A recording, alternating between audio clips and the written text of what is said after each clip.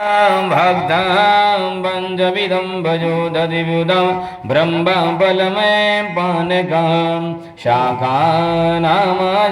जलमरुचिकरं कर्पूरिखण्डोज्ज्वलं ताम्बूलं मनसा मया विरचितं भक्तं तवो शिवकुरु सत्रं जामरजोरगं भजनगं चादर्शकं निर्मलं वीणा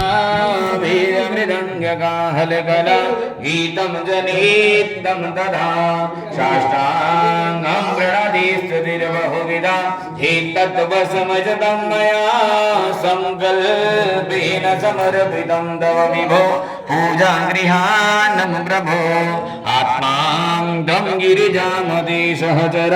प्राणशरीरं गेहां पूजां देवी सयोपभोगरचना निद्रा समाधिस्थितिः